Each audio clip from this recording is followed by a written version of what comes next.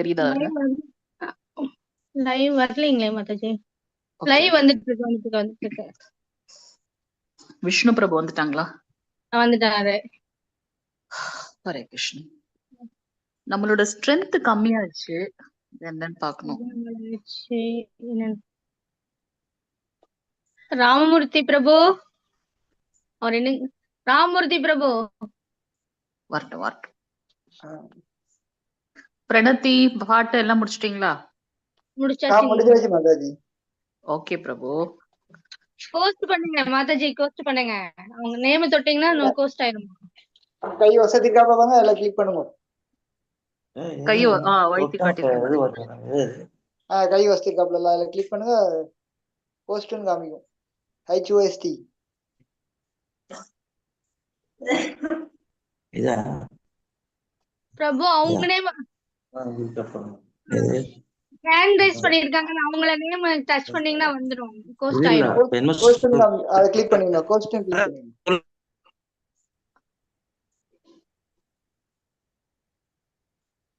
இந்த hand rice பண்ணிருக்காங்க, அந்த பேர்ல கிளிக் பண்ணுங்க, போஸ்ட்னு பண்ணிருங்க. கிளிக் பண்ணீங்கன்னா போஸ்ட் ஆயிடும். இத பேர் தொட்டாங்க, பேர் தெரியாது பண்ணிட்டாரு. இல்லைன்னா ராமமூர்த்தி பிரபு நீங்க பண்ண முடியல அப்படின்னா நீங்க அந்த பார்ட்டிசிபென்ட் இருக்குல்ல, அதுல போய் பாருங்களேன். அதுல போய் டச் பண்ணீங்கன்னா என்னோட பேர் வரும். நான் கை உயர்த்தி வைக்கிறேன். ஓகே, ஆமா என்னோட பேர் தெரியுதுங்களா? கை உயர்த்திருக்கேன் பாருங்க, அதை டச் பண்ணீங்கன்னா மேக் ஹோஸ்ட் கோ ஹோஸ்ட்னு வரும். HOST ஹோஸ்ட் பண்ண முடியுதா? ட்ரை பண்ணி பாருங்க பிரபு. முடியல அப்படின்னா நீங்க வெளியில எண்டு பண்ணிடுவீங்க, அப்புறமா அதுவும் பண்ண முடியாது. இல்ல நீங்க மெசேஜ் போட்டுருங்க. இல்ல இந்த நேம் டச் பண்ணுங்க மாதாஜி, நேம் டச் பண்ணீங்கன்னா வந்துரும். ஹேண்ட் ரைஸ் பண்ணிருக்காங்க பாருங்க, அது டச் பண்ணுங்க. அந்த மேர்ல அந்த பேர். ஆமா மாதாஜி, போன் நம்பர் போட்டாச்சு மாதாஜி. ஐயோ, போன் நம்பர் பண்ணாதீங்க. இந்த வைகுந்த பூமிங்கிற நேம் மாதாஜி நேம் இருக்குல்லங்க, அந்த நேம் டச் பண்ணீங்கன்னா மாறிடும். அந்த மாதாஜி செத்திருக்காங்க பாருங்க, அவங்க மாத்தி சொல்லுங்க. ஓகே, ஒரு நிமிஷம் பிரபு, ராமமூர்த்தி பிரபு, நீங்க போன் நம்பர் எல்லாம் போட வேணாம். நான் சொல்றது அப்படியே ஃபாலோ பண்ணுங்க. உங்க மொபைல்ல கீழ இருந்து 4வது இடத்துல பார்ட்டிசிபென்ட்னு இருக்கா, PAR பார்ட்டிசிபென்ட் இருக்கா, அதை டச் பண்ணீங்கன்னா நான் கை உயர்த்திருக்கேன் டிஜிட்டலா, அந்த பேரை நீங்க டச் பண்ணீங்கன்னா அதுல 2 ஆப்ஷன் கேட்கும். மேக் ஹோஸ்ட் கோ ஹோஸ்ட், அதுல ஃபர்ஸ்ட் இதை டச் பண்ணுங்க. HOST ஹோஸ்ட், அதை டச் பண்ணுங்க. என்ன ஹோஸ்ட் பண்ணுங்க நீங்க. இப்ப நீங்க தான் இருக்கீங்க ஹோஸ்டா. அது வரைக்கும் யாராவது ஹரே கிருஷ்ணா சொல்லுங்க. ஹரே கிருஷ்ணா. உங்களுக்கு புரியாது மாதாஜி. ஃபர்ஸ்ட் அவர் என்ன பண்ணிருக்கான்னு பாக்கலாம். பிரபுஜி, நீங்க இப்ப என்ன பண்றீங்க? உங்க ஸ்கிரீன்ல பார்ட்டிசிபென்ட் தெரியுது, 13 நம்பர் தெரியுதுங்களா பிரபுஜி? அவர் என்ன பண்றான்னே தெரியல யாருக்குமே, அதனாலதான் அவரு பண்ண முடியல. பிரபுஜி லைன்ல இருக்கீங்களா? சிக்னல்ல 2 பொம்மை படம் போட்டு 13 நம்பர் தெரியுதுங்களா? இல்ல ஃபர்ஸ்ட் அவரு இங்க இருக்காரான்னு தெரியல, கிளாஸ்ல இருக்காரான்னு தெரியல. அவருக்கு நம்ம பாட்டு சொல்லிட்டு இருக்கோம். இல்ல கிளாஸ்ல இருக்காரு, லைன்ல தான் இருக்காரு அவரு. இல்ல நம்ம சொல்ற அவர் கேக்கல அவருக்கு. அவரு நேம் மட்டும் தான் இருக்கு, அவர் இருக்காரான்னு தெரியல. இல்ல இருக்காங்க, வேற யாரும் கூட இருக்காங்க. ராமமூர்த்தியோட மகன் நினைக்கிறேன் அவரு. இப்ப 13 கீழ 15 இப்ப காமிக்குதா பிரபுஜி? 15 காமிக்கல, அத கிளிக் பண்ணுங்க. கிளிக் பண்ணீங்கன்னா பேர் வரும். அந்த பேர்ல வந்து ஹேண்ட் ரைஸ் பண்ணிருக்காங்க மாதாஜி. இல்ல ஒண்ணு டச் பண்ணா 4வது இது வருமா? கீழ 15 காமிக்குங்களா, அத கிளிக் பண்ணுங்க. ஃபர்ஸ்ட் 15 கிளிக் பண்ணுங்க பிரபுஜி. என்ன தெரியுதுன்னு சொல்லுங்க. 15 கிளிக் பண்ணுங்க. கிளிக் பண்ணீங்கன்னா பேர் வரிசையா காமிக்கும். அந்த பேர்ல கை வசத்திருக்காங்க, அந்த கை வசதி பேரை கிளிக் பண்ணுங்க, போஸ்ட்னு காமிச்சுங்க. அது இல்ல ரிலீவ் ஆயிட்டு பண்ணலாம்ங்களா? அவங்க ரிலீவ் பண்ண முடியாது பிரபு, அவங்க எண்ட் தான் பண்ணிடுவாங்க, அவங்க லீவ் பண்ண முடியாது. மாதாஜி திருப்பி கிருஷ்ணா மாதாஜி கிருஷ்ணா சொல்லுங்க பிரபு. இப்ப சொல்லுங்க மாதாஜி. பார்ட்டிசிபென்ட் காமிக்குதா பிரபுஜி? 15 பார்ட்டிசிபென்ட்ஸ் இருக்கா? மியூட், ஸ்டார்ட் வீடியோ, அது மாதிரி சாட் பார்ட்டிசிபென்ட் காமிக்குதுங்களா 15? நம்பர் 15 காட்டுதா? கீழே கீழே பாருங்க, நம்பர் 15 காட்டுதா பார்ட்டிசிபென்ட் அப்படின்னு? ஹலோ பிரபுஜி, நான் கேக்குறதுக்கு நீங்க பதில் சொன்னீங்கன்னா தான் நீங்க எங்க இருக்கு என்ன பண்றீங்கன்னு தெரியும் பிரபுஜி. பார்ட்டிசிபென்ட் கீழே 15 காமிக்குதுங்களா? நீங்க எந்த ஹோல்டர் உள்ள போயிருக்காங்க முதல்ல அதை கேட்கணும். பார்ட்டிசிபென்ட் காமிக்குது. அதை கிளிக் பண்ணுங்க. கிளிக் பண்ணிட்டீங்களா?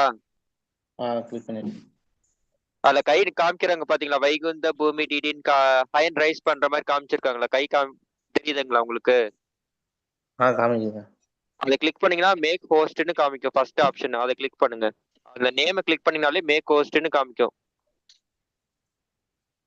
அதை டச் பண்ணுங்க.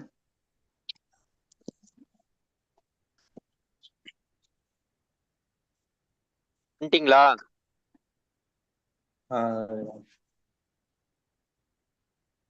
இந்த பேரை டச் பண்ணுங்க பிரபு. இந்த வைகுந்த பூமி அவங்க நேம் அப்படியே அவங்க நேம மட்டும் மேல கிளிக் பண்ணீங்கன்னா தொட்டீங்கன்னா அவரும் கை ரைஸ் பண்ணிருக்காரு. விஷ்ணு பிரபு, நீங்க மட்டும் இன்ஸ்ட்ரக்ஷன் கொடுங்க அவருக்கு. நீங்க மட்டும் இன்ஸ்ட்ரக்ஷன் கொடுங்க. எல்லாரும் சொல்றதுனால குழம்புறாரு போல இருக்கு. ஒரு பார்ட்டிசிபென்ட் கிளிக் பண்ணிட்டாரு. பார்ட்டிசிபென்ட் கிளிக் பண்ணீங்கன்னா பிரபுஜி, ராமமூர்த்தி பிரபுஜி கேக்குதுங்களா? சொல்லுங்க. ஃபர்ஸ்ட்ல இருந்து போங்க பிரபுஜி. வெளியில வந்துட்டு பார்ட்டிசிபென்ட் 14 இருக்குங்களா? 2 பேர் இருக்கிற மாதிரி பொம்மை மாதிரி இருக்குங்களா? ஆமாங்க. அதை கிளிக் பண்ணுங்க பிரபுஜி. அதுல யார் யாரெல்லாம் இந்த குரூப் கிளாஸ்ல இருக்காங்க நேம் காமிக்குதுங்களா? காமிக்குது.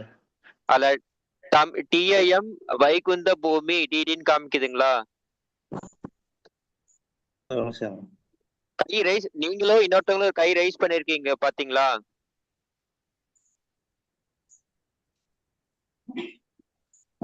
காமிக்குது. வைகுந்த பூமி காமிக்குது. அதை கிளிக் பண்ணுங்க. தொடுங்க மாத்த பிரபுஜி. ஜஸ்ட் நீங்க தொடுங்க, அந்த நேம் பேரை தொடுங்க. தொட்டாச்சுங்க. அதுல என்னென்ன காமிக்குது Prabhuji? Mute, start video, make host. அதை கிளிக் பண்ணுங்க. மேக் ஹோஸ்ட் கிளிக் பண்ணுங்க. மேக் ஹோஸ்ட் கிளிக் பண்ணிட்டீங்களா? எஸ் கேக்குது. கொடுங்க கொடுங்க. எஸ் குத்தாச்சு. ஹரி ஹரி ஹரி போல், ஹரி போல். Thank you so much Prabhu. Hare Krishna. Thank you பிரபு. ஹரே கிருஷ்ணா. ஓகே, எல்லா பக்தர்களுக்கும் ஹரே கிருஷ்ணா. இன்னைக்கு கிளாஸ்க்கு வந்திருக்கக்கூடிய அனைத்து பக்த கொடிகளையும் ஸ்ரீ ஸ்ரீ ராதா கோவிந்தா இஸ்கான் மேங்களூர் சார்பாக வருக வருக என்று வரவேற்கின்றோம். இன்னைக்கு நாம பார்க்கக்கூடியது 5வது அத்தியாயம் கர்மயோகம். கிருஷ்ண உணர்வில் நம்முடைய செயல்கள் எப்படி இருக்கணும் அப்படின்றத பார்த்தோம். 12வது ஸ்லோகம் வரைக்கும் நம்ம பார்த்துட்டோம் இல்லையா? 13வது ஸ்லோகம் நம்ம பார்க்கணும் இன்னைக்கு. வேகமா கிளாஸ் போகாம அப்புறமா நம்மளோட டவுட்ஸ் இது பண்ணிக்கலாம். நன்றி எல்லாருக்கும். ஓகே, 13வது ஸ்லோகம். சர்வ கர்மாணி மனசா சந்நியாஸ்யாஸ்தே சுகம் வசி நவத்வாரே புரே தேஹி நைவ குர்வண்ண காரயன். இங்க என்ன சொல்றாங்க அப்படின்னாக்கா, உடலை உடைய இந்த ஆத்மா தனது இயற்கையை கட்டுப்படுத்தி மனதால் எல்லா செயல்களையும் துறந்து விடும்போது செய்யாமலும் செயலுக்கு காரணமாகாமலும் 9 கதவுகளை கொண்ட நகரில் இன்பமாக வசிக்கின்றான். இதே வர்ணனை நாம ஸ்ரீமத் பாகவதத்திலையும் நம்ம பார்ப்போம். 4வது ஸ்கந்தம் 28வது அத்தியாயத்துல நாரத ரிஷி ரொம்ப அழகாக பிராச்சீன மன்னருக்கு அந்த கதைகளை சொல்வார். சோ இந்த உடலாகப்பட்டது 9 வாயிற்கதவுகளை கொண்ட ஒரு நகரம், ஒரு சிட்டி எடுத்துக்கங்க. அந்த சிட்டிக்கு உள்ள நுழையறதுக்கு 9 வாயிற்கதவுகள் இருக்கு. அந்த மாதிரி இந்த உடம்பு ஒரு நகரம் போல, அதுக்கு 9 வாயிற்கதவுகள் இருக்கு. அது உள்ளார இந்த ஆத்மா இருக்கு அப்படின்னு பாக்குறோம். என்னென்ன அந்த 9 வாயிற்கதவுகள் அல்லது என்னென்ன அந்த டோர் அப்படின்னு பாத்தீங்கன்னா, 2 கண்ணு, 2 நாசி துவாரங்கள், 2 காது துவாரங்கள், அதுக்கப்புறம் வாய் சாப்பிடுறது, கீழே இருக்கக்கூடிய அந்த பால் உறுப்பு, அதுக்கப்புறம் மலம் கழிக்கக்கூடிய ஆசனவாய், இதெல்லாம் துவாரங்கள் அப்படின்னு சொல்லப்படுது. வாயிற்கதவுகள் இந்த உடலுக்கு அப்படின்னு. இதுக்கு உள்ளார அந்த ஆத்மா அப்படின்றது இருக்கு அப்படின்றத நம்ம பாக்குறோம். சோ இது எதற்காக அப்படின்னா இங்க பாருங்க ரொம்ப தெளிவா கொடுத்துட்டாங்க இல்லையா? சோ உம் 2 காது, 2 கண்கள், 2 மூக்கு துவாரங்கள், ஒரு வாய், மலவாய், பாலுறுப்பு, இந்த மாதிரி 9 கதவுகளை கொண்ட ஒரு நகரம் இருக்கு. அந்த நகரத்துக்குள்ள இந்த ஆத்மா வசிக்கின்றது. அது என்ன பண்ணணும் அப்படின்னாக்கா, புலன்களை கட்டுப்படுத்தி மனதை ஒருநிலைப்படுத்தி பகவான பிரார்த்தனை செய்யணும் அப்படின்றத நம்ம பார்க்கிறோம். சோ இந்த நான் ஒரு நகரத்தில் வாழ்கிறேன், அதனால் நான் நகரமாகி விடுவேனா, நான் ஒரு நகரத்துல இருக்கிறதுனால அந்த நகரமா நான் மாறிடுவேனா? நம்ம முதல்ல இந்த உடல் வேறு ஆத்மா வேறு அப்படின்றத பிரிச்சு பார்க்கணும் இல்லையா? நம்ம யாராவது இறந்துட்டாங்க அப்படின்னாக்கா நம்ம உடனே அவங்க போயிட்டாங்கன்னு அழுறோம். எதுக்கு அப்படி அழுறோம்? அவங்க அங்கதானே இருக்காங்க. அப்ப அவங்க கிட்ட இருந்து எது போயிடுச்சு அப்படின்னாக்கா இந்த ஆத்மா அப்படின்றது போயிடுச்சு. சோ நான் ஒரு ஆத்மா அப்படின்றத புரிந்து கொள்ள வேண்டும். புரியுதா எல்லாருக்கும்? சோ நான் இது ஒரு உடல், அவ்வளவுதான். இதுக்குள்ளார ஒரு ஆத்மா இருக்கு. அந்த ஆத்மா இருக்கிறதுனாலதான் நம்ம செயலோட இருக்கோம். இந்த ஜீவாத்மா உடலை விட்டு போயிடுச்சு அப்படின்னாக்கா இதே உடல்ல தான் நம்ம பாக்குறோம். ஆனா அது ஒரு என்ன இருக்கு, ஜடம் போல இருக்கு. ஆத்மா உள்ள இருக்க வரைக்கும் அது சேத்தனமாக இருக்கு. அந்த ஆத்மா வெளியில போயிடுச்சு அப்படின்னாக்கா நம்ம ஜடம் மாறிடுறோம். அதனால நான் என்னை இந்த உடலோடு அடையாளப்படுத்தி விடக்கூடாது. அதுதான் இதோடைய தாற்பயம்.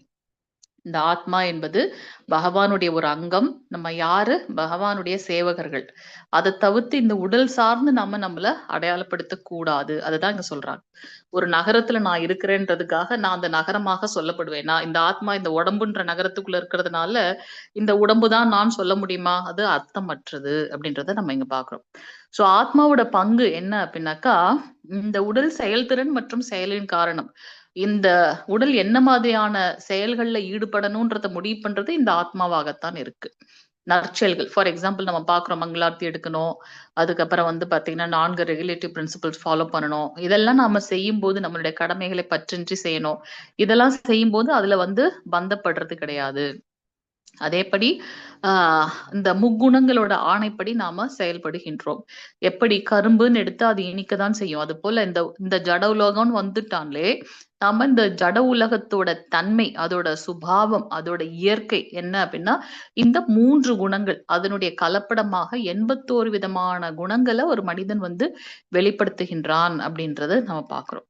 சோ நாம இந்த உடல் அப்படின்னு எப்ப நம்ம நினைக்கிறோமோ அப்ப நாம துன்பப்படுகின்றோம் அப்படின்றதெல்லாம் நம்ம பாக்குறோம். சோ கிருஷ்ண உணர்வில் உடல் சம்பந்தப்பட்ட செயல்களை துறக்கும் போது நாம இன்பமாக இருக்கின்றோம். அதனால இந்த இயற்கையை கட்டுப்படுத்தி, அதாவது மனம்ன்றது சஞ்சலமானது, அது இங்க அங்க அலப்பாஞ்சுட்டே இருக்கும். அதை நாம கிருஷ்ண உணர்வில் செயல்படுத்த வேண்டும் அப்படின்றத நம்ம இங்க பார்க்கணும். ந கர்த்திருவம் ந கர்மாணி லோகஸ்ய ஸ்ருஜதி பிரபு ந கர்ம பல சம்யோகம் ஸ்வபாவஸ்து பிரவர்த்ததே. உடல் என்னும் நகரத்தின் நாயகனான ஆத்மா செயல்களை உண்டாக்குவதில்லை. இந்த உடலுக்குள்ளாக இருக்கக்கூடிய அந்த ஆத்மா செயல்களை உண்டாக்குறது இல்லை. ஒண்ணு செய்யணும்னு நினைச்சாலும் இந்த உடலின் மூலமாக அந்த செயல்படுகின்றது. செயல்படுமாறு மக்களை தூண்டுவதும் இல்லை. செயல்களின் பலன்களையும் உண்டாக்குவதில்லை. இவையெல்லாம் ஜட இயற்கையின் குணங்களால் செயலாற்றப்படுபவையே. சோ இதெல்லாம் எதால வருது அப்படின்னாக்கா இந்த ஜட இயற்கையோட சம்பந்தம். ஃபார் எக்ஸாம்பிள், இப்ப நம்ம எல்லாமே பக்தியில இருக்கக்கூடிய தூய பக்தர்களோட சங்கத்துல இருக்கும்போது அவங்களோட ஒரே டியூட்டி என்ன? பக்தி தொண்டு செய்யறது. நாம ரூப குண லீலைகள், பகவானை பத்தி பாடுறது, ஆடுறது, அவருக்கு பக்தி தொண்டு செய்யறதுன்னு இருப்போம் இல்லையா? அதே சமயத்துல இந்த நாம வேற ஏதாவது தகாத சகவாசங்கள் இருந்தாங்க அப்படின்னா அவங்களுடைய சங்கத்திற்கு ஏற்றாற் போல நம்மளுடைய செயல்கள் இருக்கு அப்படின்றத நம்ம பாக்குறோம். சோ மொத்தத்துல இது ஒரு செயலோட பலன் எதாலன்னா இந்த ஜட இயற்கையோட குணங்களால. சோ ஆத்மாவோட பங்கு இங்க என்னன்னா அது எந்த செயலும் தன்னால தூண்டுறதும் கிடையாது, அது செய்வதும் கிடையாது. இந்த ஜட இயற்கையோட தூண்டுதலுக்கு ஏற்றாற் போல இந்த உடல் அந்த செயல்களை செய்யுது அப்படின்றதான் நம்ம இங்க பாக்குறோம். சோ அல்டிமேட்டா இங்க என்ன பாக்குறோம்னா இந்த ஜீவாத்மா 3 குணங்களால ஆட்கொள்ளப்படுகின்றது. அததான் நம்ம இங்க பாக்குறோம். அதனால அந்தந்த தாக்கத்துக்கு ஏற்றாற் போல ஆசைகள் வேறுபடுகின்றது அப்படின்றத நம்ம இங்க பார்க்கலாம். ஆத்மா சுயமாக எந்த ஒரு செயலையும் செய்யறது கிடையாது. அது அப்படியே என்ன ஃப்ளோ இருக்கோ அந்த ஃப்ளோவோட சேர்ந்து போகின்றது அப்படின்றதான் நம்ம இங்க பார்க்கிறோம். நாதத்தே கஸ்யசித் பாபம் ந சைவ சுக்ருதம் விபு அஜ்ஞானேனாவ்ருதம் ஞானம் தேன முஹ்யந்தி ஜந்தவஹ. அந்த செயலின் பாவ புண்ணியத்தை பரமபுருஷரும் ஏற்பதில்லை. ஜீவனின் உண்மை ஞானம் அறியாமையினால் மறைக்கப்பட்டுள்ளது. அந்த அறியாமையே ஆத்மாவின் மயக்கத்திற்கு காரணம். ஹரே கிருஷ்ணா. சோ தமோ குணம் அப்படின்னாக்க அறியாமை அப்படின்றத நம்ம பாக்குறோம். அறியாமைனா என்ன? நான் யார் அப்படின்ற ஒரு பூரணமான ஞானம் இல்லாத தன்மை. பகவானுடைய ஒரு அங்கம், அவருக்கு சேவை செய்யறது மட்டும்தான் நம்மளுடைய வாழ்வின் நோக்கம். அதுதான் உண்மையான ஞானம். அதை நான் புரிஞ்சுக்கல அப்படின்னா நான் அறியாமையில இருக்கேன். சோ அதனால ஏது ஒரு செயல் செய்தாலும் அதனுடைய பலனை ஜீவாத்மாவும் அனுபவிப்பதில்லை, பரமாத்மாவும் அனுபவிப்பதில்லை அப்படின்றத நம்ம பாக்குறோம். சோ அறியாமைதான் ஆத்மாவின் மயக்கத்திற்கு காரணம். சோ பகவான் செயல்களோட விளைவுகளுக்கு பொறுப்பேற்பதும் இல்லை. யாரு அப்ப செயல்களோட விளைவுக்கு பொறுப்பேற்கிறாங்க? என்னுடைய பூர்வ ஜென்ம பலன் பிளஸ் இந்த ஜட உலகத்துல இந்த நான் என்ன மனசுல ஆசைப்படுறேனோ அதற்கு ஏற்றாற் போல நமக்கு செயல்கள் நடக்குது. அதுதான் இங்க பாக்குறோம். கடவுள் பொறுப்பில் கிடையாது. பிரகிருதி இந்த முக்குணங்களால கட்டுப்படுத்தப்படுபவர். ஆத்மாவின் விருப்பத்தை நிறைவேற்ற அவர் அனுமதி தர்றாரு பகவான், இல்லையா? நமக்கு இது நல்ல வழி, இது கெட்ட வழின்னு சொல்றோம். இல்ல நான் இதுலதான் போவேன் அப்படின்னா அப்ப அதற்கேற்ற பலனை நம்ம அனுபவித்துதான் ஆக வேண்டும். அவர் நமக்கு அனுமதி தான் தருகின்றார். அதுதான் பகவானுடைய பங்கு. மனுஷன் விரும்புறான், பகவான் அதை அனுமதிக்கிறார். அவருடையது அவ்வளவுதான். இப்போ இதுல இருந்து நம்ம என்ன ஒரு அனாலஜி எடுக்கிறோம் அப்படின்னாக்கா, பகவான் விபு, அகண்டமானவர். சொல்லுங்க. சவுண்ட் ரொம்ப கம்மியா இருக்கு மாதாஜி, கேட்கவே இல்லை மாதாஜி. எல்லாருக்கும் அப்படியா இருக்கு? ஹரே கிருஷ்ணா. கேக்குது மாதாஜி, நல்லா கேக்குது மாதாஜி. ஏன்னா இது ஹை இதுல வைஃபைல தான் பிரபு போடுது. மேபி உங்களோட இதுல ஏதோ இதா இருக்கான்னு பாருங்க.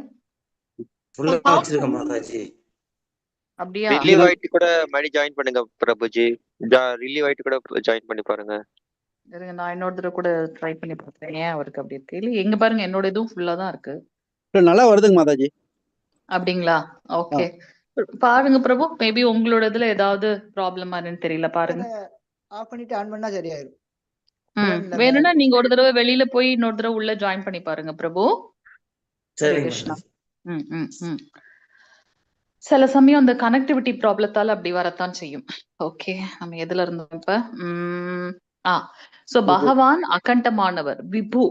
அது ஒரு பெரிய நெருப்பு பிழம்பு. அதுல இருக்கக்கூடிய ஒரு சின்ன துகள் தான் ஆத்மா. நம்ம அணு ஆத்மா, பகவான் விபு ஆத்மான்னு பாக்குறோம். அவர்கிட்ட 6 ஐஸ்வர்யங்களும் முழுமையாக இருக்கு. ஆனா நம்ம கிட்ட ஒரு ஐஸ்வர்யம் கூட முழுமையாக இல்லை அப்படின்றத நம்ம பாக்குறோம். சில சமயத்துல நம்ம கிட்ட அழகு இருக்கும், சில சமயத்துல நம்ம கிட்ட செல்வம் இருக்கும், சில சமயத்துல பலம் இருக்கும். ஆனா இது எதுவுமே பிரபு ஸ்கிரீன் தெரியுதுங்களா? தெரியுது. ஓகே, பகவான் ஆத்மராமர், ஸ்வராட். அவர் சுயமாக திருப்தி கொண்டவர். அவரை நம்ம திருப்திப்படுத்தணும்னு தேவையில்லை. நம்ம ஏன் அப்புறம் பிரசாதம் வைக்கணும் அவருக்கு ஏன் பக்தி தொண்டு பண்ணணும்னா அதெல்லாம் நம்மளை தூய்மைப்படுத்துறதுக்கு. ஆக்சுவலா நம்ம எல்லாம் அவருடைய அங்கம், இல்லையா? நம்மளும் கோலோக விருந்தாவனத்துலதான் இருந்தோம். ஆனா அவர் மேல இருந்த அந்த காழ்ப்புணர்ச்சி, அவரை போல என்னையும் எல்லாரும் மதிக்கணும், நானும் எல்லாத்தையும் அனுபவிக்கணும், அவரை மாதிரியே இருக்கணும்னு நம்ம நினைச்சதுனால நமக்கு பகவான் இந்த ஒரு மாயையான ஜட உலகத்தை கொடுத்திருக்க. அப்ப இதுல நாம அந்த செயல்களை அனுபவித்து முடிச்ச உடனே கரெக்டான டைம் வந்தோடனே அவர் மீண்டும் நம்மள எடுத்து செல்வதற்காக மட்டுமே இந்த பக்தி மார்க்கம் நமக்கு அந்த ஞானம் தெரியுது. 84 லட்சம் ஜீவராசிகளாக நம்ம பிறக்கிறோம். 84 உயிரினங்களாக அந்த ஜீவாத்மா பிறக்குது. சாஸ்திரத்துல படிக்கிறோம். மனுஷ பிறவி மட்டும் 4 லட்சம் அப்படின்னு பாக்குறோம். அப்ப அதுல நிறைய பிறவிகள்ல புண்ணியங்கள் செய்திருந்தால் ஒழிய பக்தின்றதோட வாசமே நமக்கு தெரியாது. அப்ப பக்தியில நம்ம வந்திருக்கோம் அப்படின்னாக்கா, முதல் நாள் நமக்கு எத்தனை பேர் இருந்தாங்க? 93 பேரும் நம்ம இருந்தாங்க. இப்ப ஒரு 15 பேர் கிட்டதான் இருக்கோம் நம்ம. சோ இந்த தொடர்ந்து இந்த இதுல இருக்கிறதே ஒரு பெரிய சேலஞ்ச் நமக்கு, இல்லையா? கலியுகத்துல நம்ம பெருசா அந்த ரிஷிகள் மாதிரி எல்லாம் நம்ம மனதை கட்டுப்படுத்தி புலன்களை அடக்கி தியானம் எல்லாம் பண்ண வேண்டாம். பக்தியில சங்கத்துல, அதுவும் ஆன்லைன்ல கூட நம்மளால கூடி இருக்க முடியல அப்படின்றத பார்த்தோம்னா இதுதான் கலியுகத்தோட நிலை அப்படின்றத நம்ம பாக்குறோம். சோ இந்த செயல்கள் பக்தி தொண்டு எல்லாம் பண்றது எதற்காக? நம்ம இப்ப வந்து குழந்தைங்க வந்து பீச்சுக்கு போகணும்னு ஆசைப்படுறாங்க. ஆனா நம்ம இருக்கிற ஊர்ல அது இல்லாத பட்சத்துல நம்ம என்ன பண்றோம்? அந்த வாட்டர் கேம் இருக்கிற இடத்துக்கு கூட்டிட்டு போறோம் இல்லையா? அதுல நீங்க பாத்திருக்கீங்களா? அலைகள் வரா மாதிரி எல்லாம் கூட அவங்க செட் பண்ணுவாங்க. சோ அதுல கொஞ்சம் அது அது வந்து மாயையானது. அது உண்மையான பீச் இல்லன்னு நமக்கு தெரியும். ஆனாலும் பீச்ல எப்படி அந்த அலைகளுக்கு நடுவுல குழந்தைங்க வந்து விளையாண்டு சந்தோஷப்படுறாங்களோ, அது போல அங்க வடிவமைக்கப்பட்டிருக்கு. அந்த குறிப்பிட்ட நேரம் முடிஞ்சதுக்கு அப்புறம் நம்ம என்ன பண்றோம்? அதுல இருந்து நாம திருப்பி நம்மளுடைய வீட்டுக்கு நம்ம வந்துடுறோம். அது போலதான் இது வந்து ஒரு ஒரு கனவு மாதிரி. இது வந்து மாயை. இதுதான் என்னுடைய நிரந்தரம் நம்ம சொல்ல முடியுமா? இப்ப எனக்கு இருக்கக்கூடிய இந்த கணவன், மனைவி, குழந்தைகள் இவங்கெல்லாம் எனக்கு நிரந்தரமானவங்க. இவங்க என்னை விட்டு போகவே மாட்டாங்கன்னு சொல்ல முடியுமா என்ன? மரணம் வந்துருச்சுன்னா நம்ம வந்து ஒரு ஒரு எப்ப பாடி எடுக்க போறீங்கன்னு தான் கேட்பாங்க. எப்ப அந்த உடம்பு எடுக்க போறீங்கன்னு தான் கேட்பாங்க. இல்லையா? சோ எதுவுமே வந்து நிரந்தரம் இல்ல இந்த மாயையான உலகம். அதனாலதான் பகவான் சொல்றார், துக்காலயம் அசாஸ்வதம். தற்காலிகமானது இந்த ஜட உலகம். சோ இதுல நாம பக்தி தொண்டு பண்றோம். எதுக்கு நம்ம ஏன் நம்மளே சாப்பிட்டுக்கலாமே? எதுக்கு நம்ம பகவானுக்கு பண்றோம்? அந்த காய்கறிகளை வச்சு நம்ம சமைச்சாலுமே கூட அந்த உயிரினங்களுக்குன்னு ஒரு உணர்வு இருக்கு இல்லையா? அந்த மேபி இப்ப ஒரு ஆட்டுக்கோ கோழிக்கோ அந்த உயிர் போற சமயத்துல அதுக்கு இருக்கக்கூடிய உணர்வு அது அதிகமாக இருக்கும். ஆனா அதே நிலைதான் வந்து விலங்குகள் இது காய்கறிகளும் பழங்களும் சாப்பிடும்போது அந்த கர்மத்தை நல்லிஃபை பண்றதுக்காக அதை நிஷ்பலப்படுத்துறதுக்காக பகவானுக்கு நாம பிரசாதமாக செஞ்சு அவருக்கு நைவேத்தியம் பண்றோம். அப்ப அந்த அந்த நன்றி உணர்வோடு நம்ம அவருக்கு அதை செய்யும் போது பகவான் பரவாயில்ல, என் குழந்தை என்ன ஞாபகம் வச்சிருக்குன்ட்டு அதை தூய்மைப்படுத்தி நமக்கு கொடுக்குறாரு. இதுல யாரு அவரையா நம்ம திருப்திப்படுத்துறோம்? நம்ம வச்ச உடனே பகவானை வந்து வாப்பா அப்படின்னு சொல்லி சாப்பிட போறாரு இல்ல. ஸ்ரீமதி ராதாராணிமா ஒரு நாள் சமைச்சதை இன்னொரு நாள் சமைக்க மாட்டாங்களாம் கிருஷ்ணருக்கு. அப்படி அத்தனை விதமான பலகாரங்களையும் இதையும் செய்வார். அப்படிப்பட்ட பகவானுக்கு நான் என் சாப்பாட்டு காலையில பிரேக்ஃபாஸ்ட் எடுக்கிறது, மத்தியானம் என்ன சாப்பிடுறதுன்னு நான் என்னோட இதை சாப்பிடுறதுக்காக என்ன பண்றேன்? அதை சமைச்சு அப்பா நீங்க தயவு செஞ்சு கொஞ்சம் இதை வந்து எடுத்துக்கோங்க அப்படின்ட்டு அவர்கிட்ட சும்மா காட்டிட்டு நம்ம தான் திருப்பி திருப்பி சாப்பிடுறோம். இது எதுக்குன்னா நாமளே தூய்மைப்படுத்திக்கிறதுக்கு, அவ்வளவுதான். சோ இது வந்து பகவான் வந்து ஆத்மராமர், சுய திருப்தி கொண்டவர். நம்முடைய பிரசாதத்தை நம்ம வைக்கிறதுனாலயோ அல்லது நம்முடைய பக்தி தொண்டினாலேயோ அவரை திருப்திப்படுத்துறோம்னு நம்ம நினைச்சோம்னா அது வந்து முட்டாள்தனம் அப்படின்றத பாக்குறோம். அவர் சுதந்திரமானவர், சுய திருப்தி கொண்டவர். ஆனா நம்ம அப்படி இல்லை. நம்ம என்ன பண்றோம்? நம்ம எல்லாத்துக்கும் ஆசைப்படுறோம். நானும் சுதந்திரமா இருக்கணும், நானும் அவரை மாதிரி அனுபவிக்கணும், என்னையும் வந்து எல்லாரும் வழிபடணும்ன்றதுனாலதான் குடும்ப தலைவன் தலைவியாக இருக்கும். நம்மளையும் எல்லாரும் வந்து ஒரு ஒரு மதிக்கிறாங்க. ஏன்னா அவரை போல இருக்கணும்னு ஆசைப்பட்டதுனால. இப்ப உண்மையான ஞானம் வந்ததுக்கு அப்புறம் எதுவுமே வந்து பகவானை தாண்டி இல்லைன்னு தெரிஞ்சதுக்கு அப்புறம் அந்த அகங்காரம் மமகாரத்தெல்லாம் விட்டு பக்தி தொண்டுல இருந்து நாம மீண்டும் நம்மளுடைய நித்தியமான லோகமான கோலோக விருந்தாவனம் போகணும் அப்படின்றத பாக்குறோம். சோ ஆத்மாவின் ஆசைகளில் அவர் தலையிடுறதே கிடையாது பகவான். வழிகளை வேணா காட்டி கொடுப்பார் பக்தர்கள் சங்கத்துல, ஏன்பா இது சரி இது தவறுன்னு. இல்ல நான் இதுக்குதான் போகணும் அப்படின்னு முடிவு பண்ணிட்டா அப்புறம் வந்து அது வந்து என்ன நம்மளுடைய கர்ம பலனாக போறோம். ஆனா நம்ம பகவான் வந்து ஆஹ் நம்மளோட இதுல தலையிடுறது கிடையாது. ஆத்மா எப்பவுமே வந்து சில சமயங்கள் தவறாக ஆசைப்படுது. நம்ம தவறாக ஆசைப்பட்டதுனாலதான் தவறி விழுந்தவர்களாக இருக்கும் இங்க. அவர் அனைவருக்கும் சமமானவர். அவர் பாருங்க, தன்னையே கொல்ல வந்த பூதனாவையும் என்ன பண்றார்? தாய் ஸ்தானத்துக்கு கொடுத்து அவங்களுக்கும் மோட்சம் கொடுக்கிறார். சிசுபாலன் எப்ப பார்த்தாலும் பகவானை திட்டின்டே இருக்கான். அவனையும் என்ன பண்றார்? எல்லார் முன்னாடியும் அவனுடைய ஆத்மா பகவானுடைய திருப்பாதத்துல அடைக்கலம் ஆகுது அப்படின்னு பாக்குறோம். சோ அவர் தேவர்கள் அசுரர்கள் ரெண்டு பேரையும் ஒரே மாதிரி பாக்குறாரு. நம்ம வந்து என்ன பண்றோம்? செயல் மற்றும் விளைவுகளின் சங்கிலிகள்ல மாட்டின்னு இருக்கோம். நான் செய்யற செயல், அதுல வரக்கூடிய பலன், கண்டிப்பா எந்த செயல் செய்தாலும் அதுல ஒரு பலன் இருக்கும். அது புண்ணியமாக இருக்கலாம், இல்ல பாவமாக இருக்கலாம். புண்ணியமாக இருந்துச்சுன்னா உயர்ந்த லோகங்களை போயிட்டு அங்க சொர்க்கலோகத்துல எல்லாத்தையும் அனுபவிச்சுட்டு மீண்டும் என்னோட அக்கௌண்ட் பேலன்ஸ் தீர்ந்து போயிடுச்சு, புண்ணிய பேலன்ஸ், நான் திருப்பி இந்த மத்திய லோகத்துக்கு தான் வரணும், பூமிக்கு தான் வரணும், திருப்பி நான் 0 பேலன்ஸ்ல இருந்து ஸ்டார்ட் பண்ணணும். இது எதுக்கு? அதனால நம்ம என்ன பண்ணணும்? நம்மளுடைய செயல்களை பகவானுடைய கைங்கரியமாக செய்யணும். பகவானுக்கு பக்தி தொண்டு செய்யறதாக செய்யணும். அப்பதான் இந்த பிறப்பு இறப்பு சுழற்சிய அகற்ற முடியும். பகவானுடைய அந்த நாபிக் கமலம் தொப்புள்ள இருந்து அந்த தாமரை தண்டு வருது, அதோட மேல வந்து பிரம்மதேவர் இருக்காரு அந்த மலர்லன்னு பாக்குறோம். அந்த தண்டு முழுவதும் 14 லோகங்கள் இருக்கு. அத்தனை லோகத்திலயும் பிறப்பு இறப்புன்ற சுழற்சி வந்து நடந்து கொண்டே இருக்கு அப்படின்றத நம்ம பார்க்கலாம். சோ நம்ம வந்து அனைத்து செயல்களுக்கும் நாம தான் பொறுப்பாளி. முக்குணங்களால நாம ஆட்கொள்ளப்படுறோம், அதனால வரக்கூடிய பலன்களால நாம ஆட்கொள்ளப்படுறோம். பகவான் அப்படிப்பட்டவர் அல்ல அப்படின்றத நம்ம இங்க பார்க்கலாம். சோ நமக்கு சிறிதளவு கொடுத்த சுதந்திரத்தை நாம தவறாக உபயோகித்ததுனால நம்ம இங்க வந்து மாட்டின்னு இருக்கோம். இப்ப வந்து டிராபிக் ரூல்ஸ் நம்ம ஒழுங்கா ஃபாலோ பண்ணலன்னா என்ன ஆகும்? அதுக்குண்டான பனிஷ்மெண்ட் நம்ம வந்து அனுபவிச்சுதான் ஆகணும் இல்லையா? அதனாலதான் நம்ம இந்த பூலோகத்துல இருக்கோம். அதனாலதான் நம்ம இந்த 3 துயரங்கள் ஆட்கொள்ளப்படுறோம் அப்படின்றதெல்லாம் நம்ம பாக்குறோம். சோ நம்ம என்ன பண்ணணும் அப்படின்னாக்கா, தூய பக்தி தொண்டின் மூலமாக பகவான் அடையணும். சத்துவ குணத்துல நாம எப்பவும் பகவானுக்கு ஸ்மரணம் செய்து அவருக்கு பக்தி தொண்டு பண்றதுல நிலைச்சிருந்தோம் அப்படின்னாக்கா, அவர் இருக்கக்கூடிய கோலோக விருந்தாவனத்துல அவருடைய நண்பர்களாக கோபர்களாகவும் கோபியர்களாகவும் போறோம். அதே சமயத்துல வந்து ஆஹ் இது வந்து சுத்த சத்துவ குணத்துலன்னு பாக்குறோம். சோ பலன்களின் மேல பற்று கொண்டு சத்துவ குணத்துல நான் வந்து பலன்கள் மேல பற்று கொண்டு நான் இத்தனை தானம் பண்ணா எனக்கு இவ்வளவு பலன் கிடைக்கும் நினைச்சேன்னா அதுக்கேத்த. ஹரே கிருஷ்ணா. ஹரே கிருஷ்ணா மாதாஜி. பிரபு நான் பேசுறது கேக்குதா? கேக்குது மாதாஜி. கேக்குது மாதாஜி. ஸ்கிரீன் தெரிஞ்சுதா? இப்ப தெரியல மாதாஜி. இப்ப தெரியலைங்க மாதாஜி. இப்பதான் தெரியலையா? இப்ப தெரியல. ஓகே ஓகே, நான் பயந்துட்டேன் அன்னைக்கு மாதிரி திருப்பி இது இதாயிடுச்சேன். ஸ்கிரீன் தெரியுதுங்களா இப்போ? சோ இதுல நம்ம பாக்குறது போல சுத்த சத்துவ குணத்துல எப்பவும் பகவானுக்கு பக்தி தொண்டு செய்யும் போது பகவான் இருக்கக்கூடிய அந்த கோலோக விருந்தாவனம் போறோம். அவருக்கு வந்து நண்பர்களாகவா அவருக்கு வந்து தொண்டு செய்யறோம்.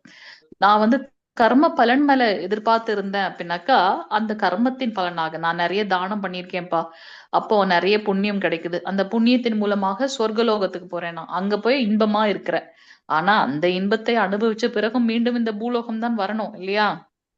அடுத்தது வந்து பாத்தீங்கன்னா, இந்த எப்பொழுதும் வந்து இது ஒரு ஜஸ்ட் எக்ஸாம்பிள் இங்க கொடுத்திருக்கு. நான் வெறும் எப்பொழுதும் சாப்பிடுறத மட்டுமே திங்க் பண்ணிட்டு இருக்கேன்னு வச்சுக்கோங்களேன். இந்த மனுஷ உடம்பு எடுத்து அதன் மூலமாக நான் என்ன பண்ணணும்ன்றது ஞானமே இல்லாம என்னுடைய வாழ்க்கையை நான் வீணடிக்கின்றேன். இந்த மனுஷ உடம்பு எதுக்கு நமக்கு கொடுத்திருக்கார் பகவான்? பக்தி தொண்டு செய்வதற்காக. அப்ப பக்தர்களின் மூலமாகவும் ஆச்சாரியர்களின் மூலமாகவும் நமக்கு உள்ளார உறங்கி கொண்டிருக்கக்கூடிய அந்த கிருஷ்ண உணர்வை எழுப்ப ட்ரை பண்றாங்க. ஆனா அதுல இருந்து நான் சுதாரிக்காம எப்பவும் என்னுடைய புலன்களை திருப்திப்படுத்துறதுலயே இருக்கேன்னு வச்சுக்கோங்களேன். என்னோட நாக்கை நான் திருப்திப்படுத்தணும், நல்லா சாப்பிடணும், அதுவும் நான்வெஜ்ஜா சாப்பிடணும் அப்படின்னு நான் நினைச்சிட்டே இருந்தேன்னா, அப்ப இந்த மனுஷ உடம்பு எடுத்தோட பலனே இல்லை இல்லையா? அப்ப நான் என்ன பண்றேன், அடுத்த பிரிவில அதற்கு ஏற்றார் போல, இங்கேயும் பகவானுடைய இது எதுவுமே கிடையாது, என்னுடைய நினைவுகளுக்கு ஏற்றார் போல, என்னுடைய எண்ணங்களுக்கு ஏற்றார் போல ஒரு அடுத்த பிறவில நமக்கு ஒரு உடல் கிடைக்கின்றது. அது வந்து பாத்தீங்கன்னா இந்த பன்னியோட உடல் நமக்கு கிடைக்குது. அதுதான் எப்ப பார்த்தாலும் சாப்பிட்டுட்டே இருக்கும். என்ன ஒரு வரையறையே இல்லாம எதை வேணாலும் சாப்பிடாது இல்லையா? சோ நானும் எந்த நேர காலம்லாம் இல்லாம என்ன வேணாலும் நான் சாப்பிட்டுட்டே இருக்கேன், அந்த நாக்கை திருப்திப்படுத்தணுன்றதுக்காக. அப்ப ஓகே, அதுக்கு ஏற்றார் போல அடுத்த உடல் கிடைக்குது. எப்பவும் காம உணர்ச்சியிலே இருக்காங்க அப்படின்னாக்க, எந்த ஒரு கட்டுப்பாடு விதிகளையும் ஃபாலோ பண்ணாம காம உணர்ச்சிகளே இருக்காங்க அப்படின்னாக்கா, அதற்கு ஏற்றார் போல பகவான் என்ன பண்றார், நமக்கு அடுத்த பிறவில நாயாக கிடைக்கிறோம் அப்படின்னு பாக்குறோம். நம்ம கீதா மகாத்மியம் வாசிச்சோம் இல்லையா? ஒரு அத்தியாயத்தோடையும் கீதா மகாத்மியம் வாசிச்சோம். அதுல உயர்ந்த பிராமணரா இருந்திருப்பார் போன பிறவில. ஆனா இந்த பிறவில பாத்தீங்கன்னா காலை எருதுவாக பிறக்கிறார் அப்படின்றதெல்லாம் நம்ம பாக்குறோம். சோ நம்மளுடைய செயல்கள் தான் நம்முடைய அடுத்த பிறவியை நிர்ணயம் பண்றது. கிருஷ்ண கான்சியஸ் பாத்தீங்கன்னா it is art of dying அப்படின்றத நம்ம பாக்குறோம். சோ இந்த நினைவுகளோட இருக்கிறதுனால அடுத்த பிறவில நாயாக பிறக்கிறோம். நாய்க்கு வந்து எந்த ஒரு கட்டுப்பாடும் கிடையாது, அது ரோட்ல கூட அதோட ஆசையை வந்து பூர்த்தி செய்துக்கும். சோ அது போல மனுஷ உடம்பு நமக்கு கிடைச்சது ஒரு நெறிமுறையான வாழ்க்கை வாழ்வதற்கு அப்படின்றத நம்ம பார்க்கணும். சோ நாம எப்ப ஆசைப்பட்டாலும் அதோடைய ஒரு செயல் பண்றோம், அந்த செயலோட விளைவு இந்த சுழற்சி தொடர்ந்து நடந்துகிட்டே இருக்கும். செயல்ல இருந்து வரக்கூடிய விளைவின் மூலமாக செயல் இப்படி நடந்துட்டே இருக்கும். இதை எங்க நாம வந்து மைனஸ் பண்ண முடியும் அப்படின்னாக்கா, பக்தி மார்க்கத்தில் எந்த செயல் செய்தாலும் அதை கிருஷ்ணருக்காக பண்றோன்ற உணவுல நாம செய்யணும். ஞானேன துதத ஞானம் ஏஷாம் நாஷிதமாத்மன மனஹ தேஷாமாதித்ய வஜ்ஞானம் பிரகாஷயதி தத்பரம். இருந்தாலும் அந்த ஞானத்தை அழிக்கும் ஞானத்தால் ஒருவன் தெளிவடையும் போது பகல் நேரத்தில் சூரியன் எல்லாவற்றையும் வெளிச்சப்படுத்துவதைப் போல அவனது ஞானம் எல்லாவற்றையும் வெளிப்படுத்துகின்றது. சோ இங்க அஞ்ஞானம்னா அறியாமை, அஞ்ஞானம். சோ அந்த அறியாமையை நாம ஞானத்தின் மூலமாக நம்ம தெளிவடையும் போது எப்படி சூரியனை பார்த்த உடனே அந்த இருள் அகன்று போயிடும் இல்லையா, அது போல இந்த ஞானத்தை, உண்மையான ஞானம் எது, பகவானே மூலம் முழுவதற்கு கடவுள், நாம் அவருடைய அங்கம், அவரை திருப்திப்படுத்துவதற்கு நாம் செயல்களை செய்யணும் அப்படின்ற அத பூர்வமாக நம்ம உணர்றோமே, அதுதான் ஞானம். அறியாமை என்னது, நான் அனுபவிக்கணும், இது என்னுடைய உடல், மை லைஃப் மை வே அப்படின்னு சொல்றோமே, அது அறியாமை. சோ எல்லா விதமான அறியாமையை அழிக்கிறதுக்கு எது தேவை, ஞானம் என்பது தேவை. அந்த ஞானத்தை நாம பெற்றுக்கொள்ளும் போது சூரியன் கிட்ட இருந்து வரக்கூடிய வெளிச்சத்தை பார்த்து இருள் அகழ்வது போல அது அகன்று விடும் அப்படின்றத நம்ம இங்க பார்க்கலாம்.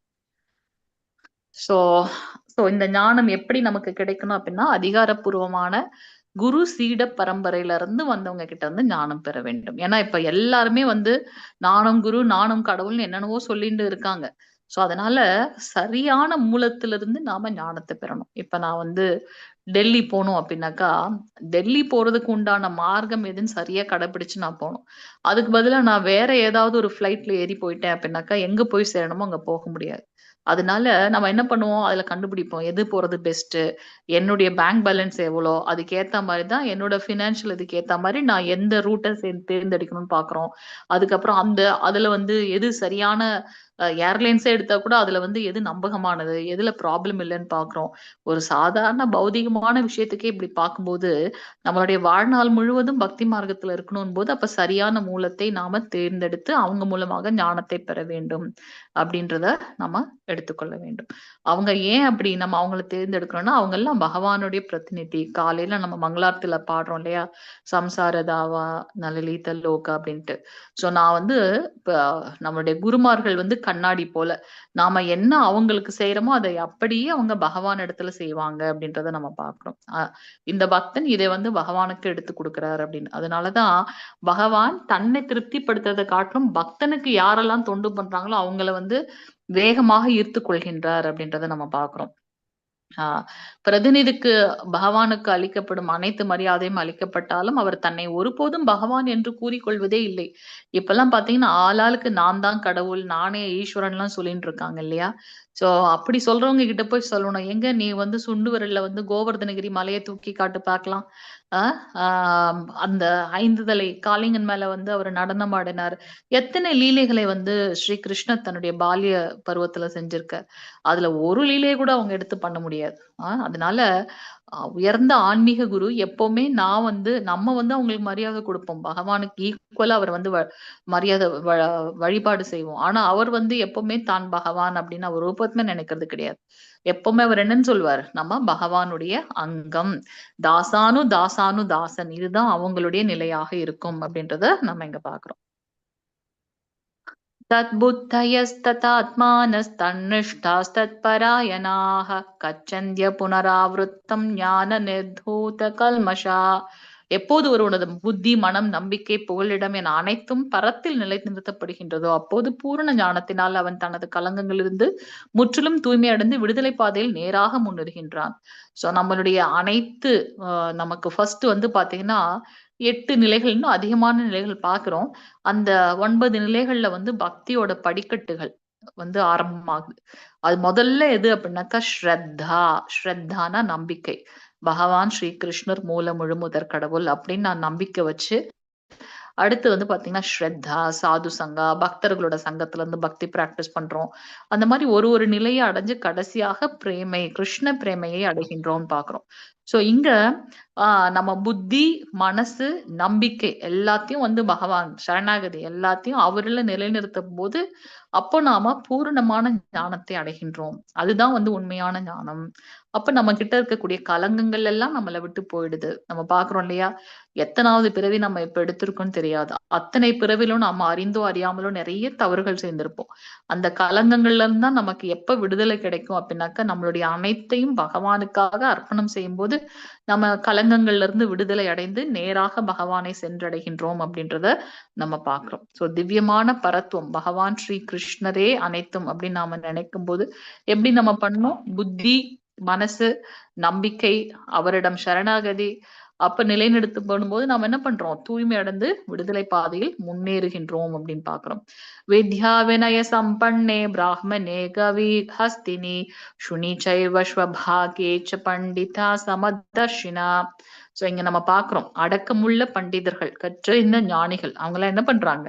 தன்னுடைய உண்மையான ஞானத்தின் வாயிலாக கற்றறிந்த தன்னடக்கமுள்ள பிராமணன், பசு, யானை, நாய், நாயை தின்னக்கூடிய சண்டாளன் எல்லாரையும் சமநோக்கில் காண்கின்றார்கள். யாரு? இந்த பண்டிதர்கள், அடக்கமுள்ள பண்டிதர்கள், ஞானத்தை பெற்றவர்கள். அவங்க ஏன் அப்படி பாக்குறாங்க? ஏன்னா பகவான் 3 நிலைகள்ல உணர்றோம் இல்லையா? பரபிரம்மம், பரமாத்மா, பரமபுருஷர். நாம பார்க்கக்கூடிய அனைத்து பிரகிருதி, இந்த பிரபஞ்சம் முழுவதும் பகவான் பரபிரம்மமாக இருக்கின்றார். பரமாத்மா எல்லாருடைய இதயத்துக்குள்ளயும் பகவான் பரமாத்மாவாக இருக்கார். நம்ம பாக்குறோம் அசையும் அசையாத அனைத்திலும் பகவான் இருக்கார் அப்படின்னு நம்ம பாக்குறோம். சோ அதனால அவங்க என்ன பாவத்துல பாக்குறாங்க? எல்லாருக்குள்ளயும் பகவான் இருக்காரு. அதனாலதான் அவர் அந்த பிராமணன், அந்த பசு, நாய், நாயை தின்னக்கூடிய சண்டாளன் எல்லாரையும் ஒரே நோக்கில் அவங்க வச்சு பாக்குறாங்க. அவங்க கிட்ட வேற்றுமைகள் என்பது கிடையாது அப்படின்றத நம்ம பாக்குறோம். சோ பகவான் அனைவருடைய நண்பர். அது மட்டுமல்லாமல் அவர் பாரபட்சமற்றவர் அப்படின்றத நம்ம அங்க பாக்குறோம். இது இருக்கா? இதை மட்டும் இதுதான் உண்மையான ஞானம்னா என்ன? ஜடம், ஆத்மா, பரமாத்மா இவைகளில் வேற்றுமைகளை அறிந்து கொள்வதாகும். சோ இந்த ஆத்மானா யாரு, பரமாத்மானா யாரு, இந்த பிரகிருதி என்ன அப்படின்றதுல புரிந்து கொள்வதுதான் உண்மையான ஞானம். இஹைவ தைஜித சர்கோ ஏஷாம் சாமிய ஸ்திதம் மன நிர்தோஷம் ஹி சமம் பிரஹ்ம தஸ்மாத் பிரஹ்மணி தே ஸ்திதா. ஒருமையிலும் சமத்துவத்திலும் மனதை நிலைநிறுத்தியவர்கள் பிறப்பு இறப்பு நிலைகளை ஏற்கனவே வென்று விட்டார்கள். பிரம்மனை போன்றே தோஷமற்று இருப்பதால் அவர்கள் ஏற்கனவே பிரம்மனை நிலை பெற்றார்கள். ஹரி ஹரி போல். சோ நாம எல்லாத்தையும் சமமா நினைச்சிட்டு போறாங்க இல்லையா? அந்த நிலையில இருக்கவங்க பிறப்பு இறப்பு நியதிகளை எல்லாம் ஏற்கனவே வென்று விட்டார்கள். என்ன நடந்தாலும் அவங்க என்ன பண்றாங்க? இது எல்லாம் பகவானுடைய கருணை அப்படின்னு அதையெல்லாம் தாண்டி அப்பால் அவங்க யோசிக்கிறாங்க. சோ பிறப்பு இறப்பு நியதிகள்லாம் அப்பாற்பட்டவங்களாக இருக்காங்க. சோ அவங்க மனசை நிலைநிறுத்தியவர்கள். அவங்க கிட்ட வேற்றுமைகள் கிடையாது. உயர்வு தாழ்வு, இந்த கருப்பு வெள்ளை, இந்த மாதிரி இன்ப துன்பம் எல்லாத்தையும் ஒரே மாதிரி அவங்க நினைக்கிறதுனால இந்த ஜடலோகத்திலே இருந்தாலும் அவங்க எப்படி இருக்காங்க? சந்தோஷமாக இருக்காங்கன்னு பாக்குறோம். நிர்தோஷம். அப்படிப்பட்ட தன்னை உணர்ந்த ஆத்மா விருப்பு வெறுப்புகள்ல இருந்து விடுபட்டவர்கள். அவன் தோஷமற்றவன். அதனால அவங்கள நிர்தோஷம் பாக்குறோம். அவனும் பகவானை போலவே சமத்துவ தலத்தில் உள்ளான். அப்படிதானே? சோ பகவான் நிர்குணவாதி. நாமளும் சந்தோஷம் துக்கம் எல்லாத்தையும் ஒரே நிலையில எடுத்துட்டு போறோம். எப்ப? பக்தியில உயரும் போது. ந பிரஹ்ருஷ்யேத் பிரியம் பிராப்ய நோத்விஜேத் பிராப்ய ச பிரியம் ஸ்திர புத்திர சம்மூடோ பிரஹ்மவேத் பிரஹ்மணி ஸ்திதா. எவன் ஒருவன் விரும்பியவற்றை அடைவதால் மகிழ்வும் விரும்பாதவற்றை பெறுவதால் துயரமும் அடைவதில்லையோ, எவன் ஒருவன் ஸ்திர புத்தியுடனும் மயங்காமலும் இறை விஞ்ஞானத்தை அறிந்தவனாக உள்ளானோ அவன் ஏற்கனவே பிரம்மனின் நிலை பெற்று விட்டான். சோ நான் கஷ்டம் வரும்போது ரொம்ப துக்கமா டவுனா இல்லாம, சந்தோஷம் வரும்போது ரொம்ப உயர்ந்து அப்படியே ரொம்ப ஜம்ப் பண்ணாம எல்லாத்தையும் ஒரே நிலையில எடுத்துட்டு போறோம் இல்லையா? ஸ்திரமாக ஒரே மாதிரி நினைச்சிட்டு போறாங்களே அவங்க பாத்தீங்கன்னா ஒரு பிரம்மன் நிலையில இருக்கவங்களாக கருதப்படுகின்றார்கள். சோ அவங்களுடைய அறிகுறிகள் எப்படி இருக்கும்? உடலுடன் தொடர்புடையவற்றை அடையும் போது மகிழ்ச்சியோ, அந்த மகிழ்ச்சியை இழக்கும் போது வருத்தமோ கிடையாது. திடீர்னு நமக்கு ஏதாவது ஒரு நோய் டயக்னோஸ் பண்ணிட்டாங்க அப்படின்னாக்க நம்ம ரொம்ப டவுன் ஆகுறோம். தேவையில்லை. இந்த உடலுக்கு தேவையான கர்மங்களை கழியணும், அது இதோடயே போகட்டும், இது எனக்கு அடுத்த பிறவில வேண்டாம். சோ இப்ப நான் கஷ்டப்படுறேன்னா ஓகே, இதுலயே கழிந்து போகட்டும் என்னோட கர்மங்கள் எல்லாம். சோ அவங்க கஷ்டமோ இல்ல சந்தோஷமோ அடையிறது கிடையாது. நான் இந்த உடல் அப்படின்றதுல இருந்து அதுல இருந்து அவங்க மயங்குறது கிடையாது. சோ நிலையான புத்தியோட பகவானுடைய பரம உண்மையின் பூரண விஞ்ஞானத்தை அறியும் அவர்கள் தளத்தில் இருக்கின்றார்கள் அப்படின்றத நம்ம பார்க்கலாம். பாஹ்யஸ்பர்யேஷ்வசக்தாத்மா விந்தத் யாத்மனி யத் சுகம் ச பிரஹ்மயோக யுக்தாத்மா சுகம் அக்ஷ்யமஷ்ணுதே. அப்படி முக்தி பெற்ற ஆத்மா ஜட புலனின்பங்களால் கவரப்படுவதில்லை. சோ எல்லாத்தையும் ஒரே நிலையில வைத்து பார்க்கக்கூடியவங்க இந்த ஜட ரீதியான விஷயங்கள்ல அவங்க கவரப்படுறது இல்ல. ஆனா எப்போதும் தன்னுள்ளே சுகத்தை அனுபவிக்கின்றான். தன்னில் நிலை பெற்றவர்கள், தன்னை உணர்ந்தவர்கள். நம்ம என்னதான் பெரிய இப்ப நம்ம பாக்குறோம். ஆஹ் ஆஹ் ஜனக மகாராஜர் இல்லையா? சோ அவ்வளவு உயர்ந்த சக்கரவர்த்தி. ஆனாலும் அவர் என்ன பண்றார்? எப்பொழுதும் கிருஷ்ண உணர்வில் தன்னுடைய செயல்களை செய்தார். இந்த மாதிரி உயர்ந்த சக்கரவர்த்திகள், ராஜ ரிஷிகள் ராஜாவாகவே இருந்தாலும் அவங்களுக்கு அவங்களோட நிலை என்னன்றது தெரியும். சோ அதுதான் நம்ம இங்க பாக்குறோம். சோ அவங்க எப்போதும் தன்னுள்ளேயே சுகத்தை அனுபவிக்கின்றார்கள். இப்படியாக பரத்தை தியானிப்பதால் தன்னுணர்வுடையோன் எல்லையற்ற சுகத்தை அனுபவிக்கின்றான். சோ பகவான மனசுல நினைச்சுட்டு இருக்கிறதுனால அவங்க எப்பொழுதும் சந்தோஷமாக இருக்காங்க. அப்படி இல்லைன்னா என்ன ஆகும்? நமக்கு எல்லா செல்வங்களும் இருக்கு, எல்லா விஷயங்களும் இருக்கு. ஆனாலும் என்ன பண்றோம்? நம்ம எல்லாத்தையும் நினைச்சு தேவையில்லாம கஷ்டப்பட்டுக்கிட்டே இருக்கோம். ஏன் அப்படின்னாக்கா அதுதான் நம்மளுடைய சுபாவம், அதுதான் இந்த இயற்கை ஜட உலகத்தோட தன்மை அப்படின்னு பாக்கணும். ஆனா பக்தி மார்க்கத்துல இருக்கவங்க அப்படி இருப்பதில்லை. அவங்க இந்த ஜட ரீதியான விஷயங்கள்ல நான் ஆர்வம் காட்டுறதில்லை. ஏஹி சம்ஸ்பர்ஷஜா போகா துக்க யோனய ஏவத்தே ஆத்யந்தவந்த கௌந்தேய நதேஷு ரமத்தே பூதாக. ஜடப்புலன்களோட தொடர்பினால் வரும் இன்பம் துன்பங்களுக்கு காரணமாக இருப்பதால் அறிவுடையவன் அதில் பங்கு. இத்தகு குந்தியின் மகனே, இத்தகு இன்பங்களுக்கு ஆரம்பமும் முடிவும் இருப்பதால் அறிவுடையன் இவற்றால் மகிழ்ச்சி அடைவதில்லை. இந்த ஜட ரீதியாக இருக்கக்கூடிய அனைத்து விஷயங்களிலும் நம்ம எது இன்பம் நினைக்கிறோமோ அது கண்டிப்பாக அதுல துன்பமும் இருக்கும். எந்த ஒரு விஷயம் வேணா நீங்க எடுத்துக்கோங்க. நம்ம நினைச்சுக்கோ, அப்பா எவ்வளவு பெரிய சந்தோஷமான வேலை பண்ணிருக்கோம், ரொம்ப சந்தோஷம். ஆனா அந்த சந்தோஷத்துல கண்டிப்பாக துக்கமும் கலந்துருக்கும். எக்ஸாம்பிள் பாத்தீங்கன்னா, இப்ப எனக்கு ஒரு கார் வாங்கணும்னு ஆசை, அதுல ஒரு பெரிய செல்ஃப் ரியலைசேஷன் கிடைச்சிச்சு எனக்கு. அப்ப நான் ஒரு ரொம்ப ரொம்ப கர்வமா ஃபீல் பண்றேன். ஆனா அதுக்கு நான் இஎம்ஐ கட்டணும், அதுக்கு என்ன பண்ணணும், இன்னும் நிறைய ஓடணும், நிறைய ஃபேமிலியோட மத்ததை நான் காம்ப்ரமைஸ் பண்ணணும், அதிகமா ஒர்க் பண்ண ஆரம்பிக்கணும். அப்ப அதை முடிக்கிற வரைக்கும் என் மைண்ட் ஃபுல்லா அதுலயே ஓடிட்டே இருக்கும். கார் வாங்கின பலன் என்ன? அதை அனுபவிக்க முடியுதா என்னால? சோ எதெல்லாம் நாம இன்பம் நினைக்கிறோமோ அதுல கண்டிப்பாக துன்பம் இருக்கு. சோ இந்த ஸ்திர புத்தி உடையவர்கள், தன்னை உணர்ந்தவர்கள், இந்த பௌதிகமான விஷயங்கள்லாம் மாயை அப்படின்னு உணர்ந்தவர்கள் என்ன பண்ணுவாங்களாம்? இந்த ஜடத்தின் மூலமாக கிடைக்கக்கூடிய அந்த புலன்களின் தொடர்பினால் வரக்கூடிய இன்ப துன்பங்களுக்கு என்ன பண்றாங்க? அதுல ஆர்வம் காட்டுறது கிடையாது. ஜட புலன்னா என்னது? புலன்கள்னா என்னது? நம்ம கிட்ட இருக்கக்கூடிய ஐம்புலன்கள், கண், காது, மூக்கு, தொடு உணர்வு, நாக்கு, இதெல்லாம் ஐம்புலன்கள்னு பாக்குறோம். சோ அது அனைத்தையும் பகவானுடைய தொண்டுல நம்ம ஈடுபடுத்தும் போது இந்த ஜட ரீதியான பற்றுல நாம விலகி இருக்கின்றோம் அப்படின்றத நம்ம பாக்குறோம். இந்த புலனுகர்ச்சி அப்படின்னு நம்ம நினைக்கிறோமே, அது ஒரு முட்டாள்தனமான ஒன்று. நமக்கு இந்த ஜட உலகில கிடைக்கக்கூடிய அனைத்து இன்பங்களும் தற்காலிகமானது. நம்மள திருப்பி திருப்பி இந்த ஜடலோகத்துல அது தொடர வைக்கும் அப்படின்றத நம்ம இங்க புரிந்து கொள்ள வேண்டும். சோ புலனுகர்ச்சியின் மூலமாக துயரம் தான் மிஞ்சும் அப்படின்றத நம்ம இங்க பாக்குறோம். சோ ஒரு மோகத்துல நம்ம விளையாடுறோம், அது சூது என்ன பண்ணுது நம்மள? அது மீண்டும் மீண்டும் நம்மள இங்க பந்தப்படுத்துது அப்படின்றத பாக்குறோம். ஆனா புத்திசாலிகள் என்ன பண்றாங்க? வரம்பற்ற மற்றும் நித்திய மகிழ்ச்சியை நாடுகின்றார்கள். அதுக்காக என்ன பண்றாங்க? அவங்க பக்தி மார்க்கத்தில் ஈடுபடுகின்றார்கள். சோ பக்தி மார்க்கத்துல அவங்களுக்கு அது உண்மையான அன்பு, நித்தியமான அந்த மகிழ்ச்சி கிடைக்கிறது. 23வது பதம். ஷக்னோதி ஹைவய சோடும் பிராக் ஷரீர விமோக்ஷனாத் காம குரோதாத் பவம் வேகம் சயுக்த சசுகி நரஹா.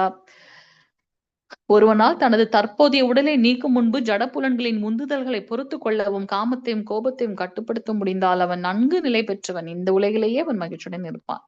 இந்த லோகம் துக்காலயம் அசாஸ்வதமாக இருந்தாலுமே கூட, கஷ்டங்கள் கொண்டதையும் தற்காலிகமானதாக இருந்தாலுமே கூட, இந்த லோகத்துல இருந்துகிட்டே என்னுடைய மனசு, என்னுடைய புலன் எல்லாத்தையும் கட்டுப்படுத்தி வைராகியமாக இருக்க நான் துணிஞ்சிட்டேன் அப்படின்னா, இன்ப துன்பத்தை நான் ஒரே மாதிரியே நினைக்கிறேன் அப்படின்னா, காமத்தையும் கோபத்தையும் என்னால கட்டுப்படுத்தும் முடியும் அப்படின்னு நினைச்சா அவங்க என்ன பண்றாங்க? இந்த துக்காலயத்துல இருந்தாலுமே அவங்க நிலைத்த அன்போட இருக்காங்க. ஏன்னா அவங்க உடல் சார்ந்து இல்ல, இந்த உடல் வந்து அழியக்கூடியதுன்றது தெரியுது. அப்ப உடல் சார்ந்த பந்தத்துல அவங்க ஈடுபடுறது இல்ல. எனக்கும் பகவானுக்கும் உள்ள கனெக்ஷன் வந்து ரொம்ப டிரான்சிடென்டல், திவ்யமானது. இந்த உடல் வந்து ஒரு ஜஸ்ட் களம், அவ்வளவுதான். அதனால நான் வந்து அதுல நிலைச்சு நிற்கும்போது இந்த உடல் சார்ந்த விஷயத்துல அவங்க பந்தப்படுறது கிடையாது அப்படின்றத நம்ம இங்க பாக்குறோம். சோ மகிழ்ச்சி என்பதை தன்னுணர்வில் அவர்கள் இருக்காங்க. இரக்கம் தருவாயிலும் பகவானை அவங்க மனசுல நினைச்சிட்டு இருக்காங்கன்றத பார்க்கலாம். யோந்த சுகோந்தராராமஸ்ததாந்த ததாந்தர்ஜோ யோதிரேவய சயோகி பிரம்ம நிர்வாணம் பிரம்ம பூதோ கச்சதி. எவனொருவன் தனக்குள் சுகமாக உள்ளானோ, தனக்குள் செயல்பட்டு இன்புறுகின்றானோ, தனக்குள் பார்வையை செலுத்துகின்றானோ அவனே உண்மையில் பக்குவமான யோகி. அவன் பரத்தில் முக்தி பெற்று பரத்தை அடைகின்றான். தன்னில் நிலை பெற்றவர்கள், தனக்கு உள்ளார இருக்கக்கூடிய பரமாத்மாவை புரிந்து கொண்டவர்கள், தான் யாருன்றத நிலைத்து இருக்கக்கூடியவங்க என்ன பண்றாங்க, இந்த பரத்தில் முக்தி பெற்று பகவானையே அடைகின்றார்கள். பகவானையே அவங்க ஸ்மரணிச்சு அவங்களே அடைறாங்க அப்படின்றத நம்ம பார்க்கலாம். சோ இந்த உண்மையாலுமே வந்து எப்ப நம்ம வந்து ஆன்மீகத்துல கிருஷ்ண உணர்வுல நாம ஈடுபடுறோமோ, அப்ப இந்த ஆட்டோமேட்டிக்கா நம்மளை விட்டு இந்த கலங்கங்கள்லாம் போயிடும். என்னென்னது அப்படின்னாக்கா, இந்த காம உந்துதல் நம்மளை விட்டு போயிடும், தவறான சகவாசங்கள் நம்மளை விட்டு போயிடும், நம்ம சுத்தி இருக்கக்கூடிய அந்த எதெல்லாம் நம்மளை வந்து ஆன்மீகத்துக்கு தடைக்கல்லாக இருக்கோ அதெல்லாம் நம்ம விட்டு போயிடும் அப்படின்றத நம்ம பார்க்கணும். ஏன் அப்படின்னாக்கா, நாம கிருஷ்ண உணர்வில் கிருஷ்ணருக்கான பக்தி தொண்டு நாம சாப்பிடுறது முதல் கொண்டு அவருக்கு பிரசாதம் வைத்ததுதான் நம்ம சாப்பிடுறோம். அப்ப நம்ம அந்த கிருஷ்ண உணர்வுலயே இருக்கிறோம் அப்படின்றத நம்ம பார்க்கிறோம். சோ இதுதான் வந்து நம்மள நமக்கும் பகவானுக்கும் உள்ள அந்த உணர்வை புதுப்பித்துக் கொள்வதற்கு, அந்த உறவை புதுப்பித்துக் கொள்வது இப்படிதான் அந்த வந்து ஸ்டார்ட் ஆகுது அப்படின்றத நம்ம பார்க்கிறோம். சோ நம்ம வாழ்க்கை போராட்டத்திற்கு காரணம் என்ன அப்படின்னாக்க, நாம யாரு, நம்மளுடைய உண்மையான நிலை என்னன்றதை மறந்து இருக்கிறதுனாலதான் நம்ம கஷ்டப்பட்டு இருக்கோம். அப்ப என்ன பண்ணும், பக்தி மார்க்கம். லபந்தே பிரம்ம நிர்வாணம் ருக்ஷ யக்ஷீன கல்மஷாஹ சின்னத் வைத்தாயதாத்மான சர்வபூத ஹிதே ரதாஹ. யாரெல்லாம் சந்தேகத்தினால் எழும் இருமைகளுக்கு அப்பாற்பட்டு இருக்காங்களோ, மனதை உள்நோக்கி ஈடுபடுத்தியுள்ளனரோ, மற்ற உயிர்வாழிகளின் நலனிற்காக பாடுபடுவதில் எப்போதும் முனைப்புடன் உள்ளனரோ, எல்லா பாவங்களிலிருந்தும் விடுபட்டுள்ளனரோ, அவர்கள் பரத்தில் முக்தி அடைகின்றார்கள். யாரெல்லாம் பகவானிடத்துல முக்தி அடைறாங்கன்றத நம்ம பாக்குறோம். சோ அவங்க வந்து இங்க பாக்குறோம் யாரெல்லாம் முக்தி அடைறாங்க, சந்தேகமே இல்லாம இருக்காங்க இல்லையா, அவங்க அவங்க என்ன பண்றாங்க, இந்த இருமைகளுக்கெல்லாம் அப்பாற்பட்டிருக்காங்க. மனசை ஒருநிலைப்படுத்தி இருக்கக்கூடிய இந்த யோகிகள் மற்ற ஜீவராசிகளுடைய நலனுக்காக பாடுபடுறவங்க நம்ம பாக்குறோம். நைமிஷாரண்யத்துல வந்து அத்தனை ரிஷிகளும், ஏன்னா பகவான் கிளம்பி போயிட்டார். ஸ்ரீ கிருஷ்ணர் துவாபர யுகத்துல அந்த யுகம் முடிஞ்சதுக்கு அப்புறம் அவர் கோலோகம் போயாச்சு. இப்ப பகவான் போயிட்டாருன்னா தர்மம் எங்க நிலைப்படும்ன்றது தெரியல. கலியுகம் ஸ்டார்ட் ஆயிடுச்சு. மக்கள் எல்லாம், இந்த ஜீவாத்மாக்கள் எல்லாம் கஷ்டப்பட போகுதுன்னு தெரியும்.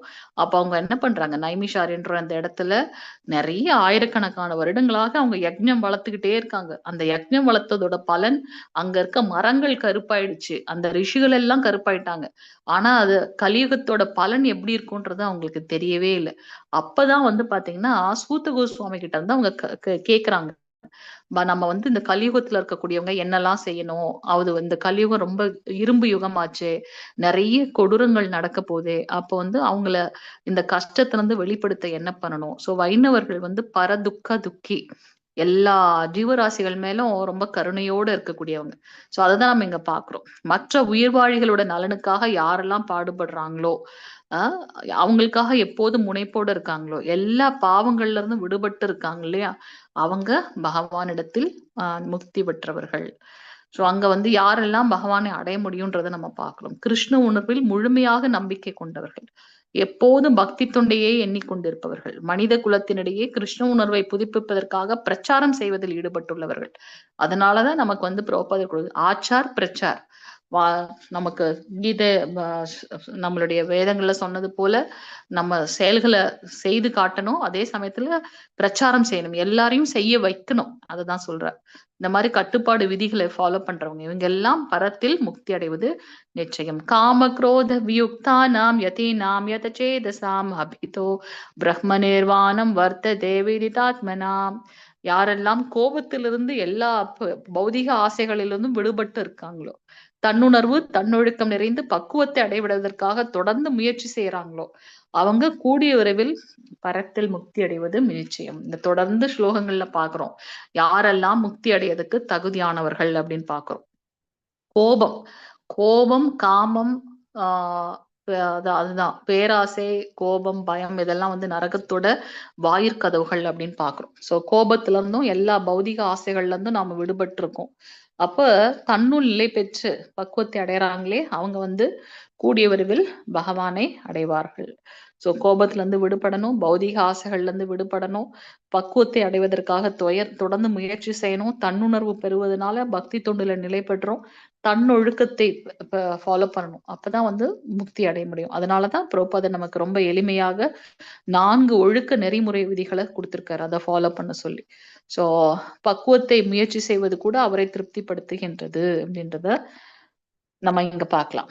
சோ ஸ்பர்ஷான் கிருத்வா பஹிர்பாஹ்யாம் சசூச்சைவாந்தரே ப்ருவோ பிராணாபானௌ சமௌ கிருத்வா நாசாப்யந்தரசாரிணௌ யதேந்திரியமனோ புத்திர்மணி முனிர்மோக்ஷ பராயணா விகதேச்சா பயக்ரோதோ சதா முக்த ஏவச. எல்லா புறப்புலன்கள் விஷயங்கள்லயும் வெளியே நிறுத்தி, இதைதான் நம்ம பார்த்தோம். அஷ்டாங்க யோகத்தை பத்தி முன்னாடியே சொல்றாரு பகவான் இங்க.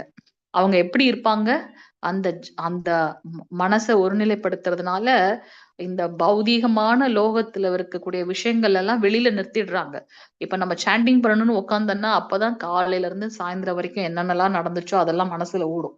அதனாலதான் காலையில எந்திரிச்ச உடனே அந்த பிரம்ம முகூர்த்தத்துல நம்ம சாண்டிங் எல்லாம் முடிக்க பாக்குறோம். சோ இங்க அந்த ஞானிகள் என்ன பண்றாங்கன்னா அந்த புறப்புலன் விஷயங்களை, இந்த உடம்புக்கு வெளியில இருக்கக்கூடிய எல்லா விஷயங்களையும் வெளியே நிறுத்தி புருவ மத்தியில நம்ம என்ன பண்றாங்க, கண்களையும் பார்வையும் நிறுத்தி தனக்கு உள்ளார இழுக்கக்கூடிய அந்த மூச்சு சுவாசம் பிராணயாமா அதுல வந்து அவங்க மனசை நிலைநிறுத்துறாங்க. மனசை வந்து எப்படி காற்று உள்ள போகும்போது வெளியில வருது இல்லையா, அதுல வந்து அதுலயே அவங்க பிராக்டிஸ் பண்றாங்க, மனசு அதுல நிலைநிறுத்துறாங்க. மனம், புலன்கள், அறிவு அனைத்தையும் கட்டுப்படுத்தக்கூடிய முக்தியை விரும்பும் ஆன்மீகவாதி அதெல்லாம் கண்ட்ரோல் பண்றாங்க. ஆசை, பயம், கோபம் இவற்றிலிருந்து விடுபடுகின்றான். எப்போதும் இந்நிலையில் இருப்பவன் நிச்சயமாக முக்தி அடைந்தவனே. இந்த ஞானிகள் எல்லாம் முக்தி அடைந்தவர்கள். சோ அடுத்த அத்தியாயம் நம்ம அஷ்டாங்க யோகம், தியான யோகம் படிக்க போறோம். அதற்கு உண்டான முன்னுரை இது அப்படின்றத நம்ம இங்க பாக்குறோம். சோ भोक्तारं यज्ञतपसां सर्वलोकमहेश्वरं सुहृतं सर्वभूतानां ஞாத்வா மாம் சாந்தி மிருச்சதி. சோ எல்லா யாகங்களையும், இது முக்கியமான ஒன்று. யாரும் அன்னைக்கு கேட்டாங்களே கேள்வி, முந்தனேத்து கிளாஸ்ல மார்னிங் ஷார்ட் பாகவதம் கிளாஸ்ல கேட்டாங்க. எல்லா யாகங்களையும் தவங்களையும் இறுதியில் அனுபவிப்பவர் யார்? பகவான். சோ எல்லா லோகங்களையும் தேவர்களையும் கட்டுப்படுத்துபவர் யார்? பகவான். எல்லா உயிர்வாழிகளோட உற்ற நண்பன் யார்? அவரே அப்படின்றத புரிஞ்சிட்டு அந்த முழு உணர்வில் இருக்கக்கூடியவங்க ஜட துயரங்கள்ல இருந்து விடுபட்டு அமைதி அடைகின்றார்கள். நீங்க வந்து இது வந்து ப்ரீ பக்தி சாஸ்திரி தான். பக்தி சாஸ்திரில இன்னும் தெளிவா டீட்டெயிலா படிப்பீங்க. சோ இப்ப நம்ம வந்து 42 நாளுக்குள்ள இந்த சிலபஸ் முடிக்கிறதுனால கொஞ்சம் வேகமா போறோம். நீங்க அப்புறமா தனியா புத்தகம் எடுத்து வாசிச்சு பாத்தீங்கன்னா உங்களுக்கு தெரியும். நீங்க படிச்சுட்டு வந்து மறுநாள் கேள்வி கூட கேட்கலாம், இது எனக்கு புரியல கொஞ்சம் எக்ஸ்பிளைன் பண்ணுங்க அப்படின்னு சொல்லிட்டு. சோ இல்லைன்னா ஒரு ஸ்லோகமும் நமக்கு 1 மணி நேரம் கிளாஸ் எடுக்கலாம். அவ்வளவு ஒரு நுணுக்கமான விஷயங்களை வந்து பிரபுபாதர் நமக்கு கொடுத்திருக்காரு. நம்ம அது ஒரு நாளைக்கு 20 ஸ்லோகங்கள் கவர் பண்ணணும்னு நம்ம ட்ரை பண்றதுனால வேகமா சொல்லிட்டு போறோம். சோ இங்க வந்து பாக்குறோம் போக்தாரம். சோ எல்லா யக்ஞத்தோட யக்ஞபதி யாரு? பகவான். யக்ஞ தபசாம் சர்வலோக மகேஸ்வரம், அனைத்து லோகங்களையும் வந்து கட்டுப்படுத்துவார் மகேஸ்வரர். ஈஸ்வரருக்கெல்லாம் ஈஸ்வரர் மகேஸ்வரர். சுகிருதம் எல்லாருக்கும் வந்து ஒரு நண்பனாக இருக்கக்கூடியவர். சர்வபூதானாம் அப்படின்னு பகவானே அனைத்தும் ஞாத்வா அந்த ஞானத்துல இருக்கக்கூடியவங்க. மாம் எப்பொழுதும் என்னை பத்தின அந்த ஞானத்துல இருக்கவங்க. சாந்தி மிருச்சதி அமைதி அடைகின்றான். இந்த துன்பங்கள்ல இருந்தெல்லாம் விடுபட்டு, ஜட துன்பங்கள்ல இருந்து விடுபட்டு அமைதி அடைகின்றான். சோ நம்ம இங்க என்ன பாக்குறோம்? அவரே உன்னத அனுபவிப்பாளர், பகவானே மகா புருஷர். நம்ம நினைச்சுக்கிறோம் நம்ம புருஷன்னு, அப்படி அல்ல. நாம அனுபவிக்கப்படக்கூடியவர்கள், பகவானே அனுபவிப்பவர். அவரே ரிஷிகேஷர், எல்லா உயிர்வாழிகளுடைய உற்ற நண்பன். அவங்க நல்லா இருக்கும்னு நினைக்கிறது பகவான். அததான் நம்ம இப்படி பார்க்கணும். அந்த உணர்வுல இருக்கும்போது நாம அமைதி அடைகின்றோம். கிருஷ்ணன் நலன் விரும்பும் நண்பன், நம்பகமான சேவகர்களை குருவாக அனுப்புகின்றார் நமக்காக. தானே அவதாரம் எடுத்து வர நம்மள அவரை இங்க அஞ்சாச்சு. ஏன்னா நம்ம போறோம்னு சொல்லி வந்துட்டோம். ஆனா மீண்டும் அந்த கோலோகம் செல்லணும். என் குழந்தை எவ்வளவு நாளைக்குதான் இப்படி கஷ்டப்பட்டுட்டு இருக்கும், பிறப்பு இறப்பு சுழற்சியில் அப்படின்னுட்டு நம்மளை மீண்டும் எடுத்து செல்வதற்காகவே என்ன பண்றாரு? ஆச்சாரியர்களையும் பக்தர்களையோடையும் அனுப்பி வைக்கிறார் பகவான்றதை பாக்குறோம். அவரை புரிந்து கொள்வதற்காக சாஸ்திரங்களை நமக்கு கொடுக்கிறார்.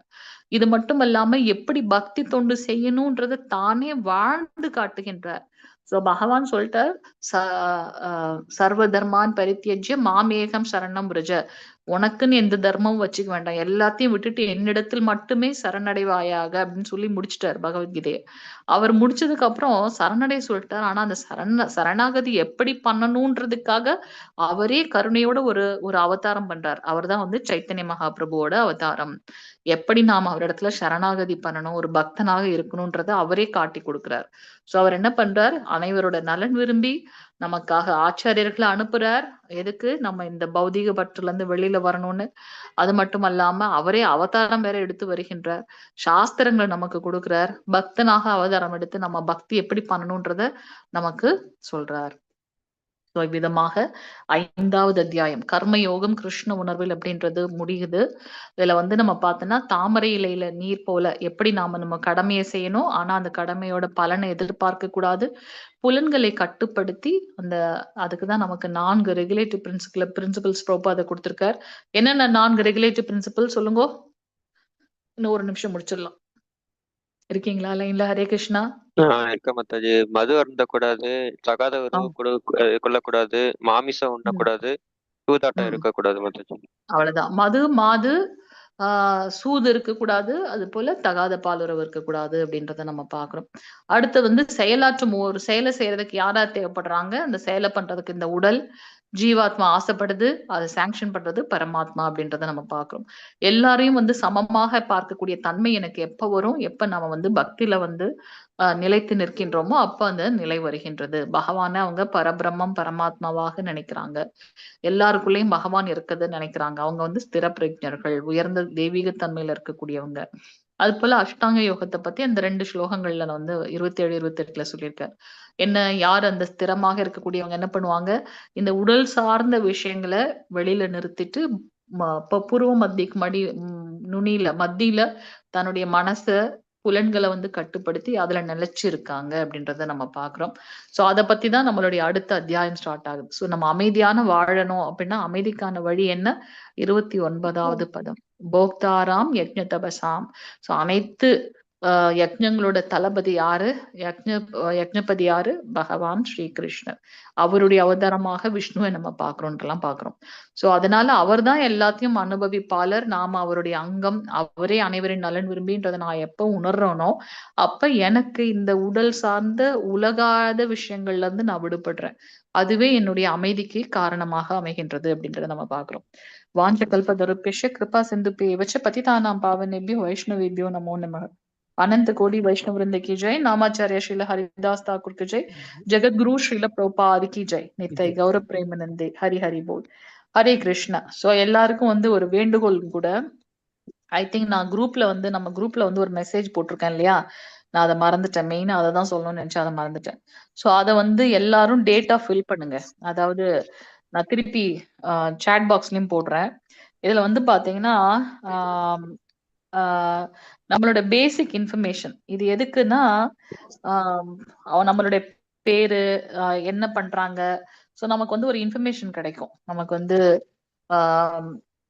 என்ன எந்த கிளாஸ் அவங்க படிச்சுட்டு இருக்காங்க. இப்ப நீங்க எல்லாம் L2ல இருக்கீங்க இல்லையா?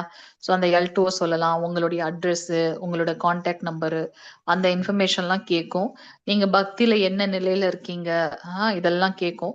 இந்த ஃபார்ம் நான் வந்து குரூப்லயும் நான் போட்டிருக்கேன். திருப்பி இன்னொரு தடவை நம்மளுடைய வாட்ஸ்அப் குரூப்ல போடுறேன். ஐ திங்க் விஷ்ணு பிரபு வந்து அன்னைக்கே பண்ணிட்டாரு. நாளைக்கு நாம டெம்பிள்ல கொடுக்கணும். எல்லா லாங்குவேஜ்லயும் இந்த இன்ஃபர்மேஷன் எடுக்கிறாங்க. சோ எல்லாருக்கும் ஒரு பணிவான வேண்டுகோள், இந்த லிங்கை கிளிக் பண்ணி அதுல உங்களுடைய பேசிக் இன்ஃபர்மேஷனை ஃபீட் பண்ணுங்க. சரிங்களா? ஹரே கிருஷ்ணா.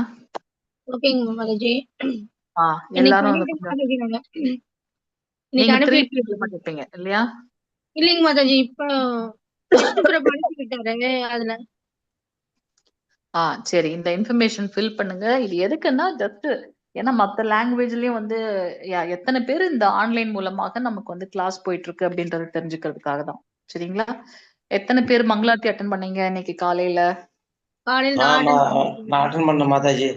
ஹரி ஹரி ஹரி போல். பிரபு அட்டன் பண்ணும்போது உங்களோட பேரு கொஞ்சம் முன்னாடி மாத்திக்கோங்க பிரபு. ஒரு தடவை நீங்க மாத்திட்டீங்கன்னா எப்ப ஜாயின் பண்ணாலும் அதே தமிழ்னு தான் வரும். இன்னைக்கும் நீங்க மாத்தல. TAM ரீநேம் கொடுங்க. ரீநேம் கொடுத்து உங்க பேரை முன்னாடி மாத்திக்கங்க. தமிழ்.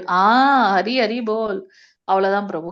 இப்ப இனிமே இதே மாதாஜி இப்ப நான் மாத்திருக்கேன் பாத்தீங்களா பிரபுஜி? அந்த மாதிரி நீங்க பிரபுஜி நேம் பாருங்க. நீங்க தான் மாத்துனீங்களா? நான் நினைச்சிட்டு சொல்ல சொல்ல பிரபு பண்ணிட்டாங்களே, பரவாயில்லையே நினைச்சேன். சூப்பர். அப்ப இனிமே அவர் ஜாயின் பண்ணும்போது இதே பேர்ல தான் ஜாயின் பண்ணுவாரா? ஹரே கிருஷ்ணா. எப்படி இருந்துச்சுங்க பிரபு காலையில மங்களாரத்தி அட்டன் பண்ணது? ராமமூர்த்தி பிரபு மாதாஜி காலையில இது மங்களாரத்தி அட்டன் பண்ணீங்களே, எப்படி இருந்துச்சு? நல்லா இருந்துச்சு மாதாஜி. துளசி துளசி ஆரத்தி பார்த்து மாதாஜி. துளசி ஆரத்தி யாரு பாடினாங்க இன்னைக்கு சொல்லுங்க. பேர் தெரியல மாதாஜி. யாரு பண்ணது? மாதாஜியா பிரபுஜியா?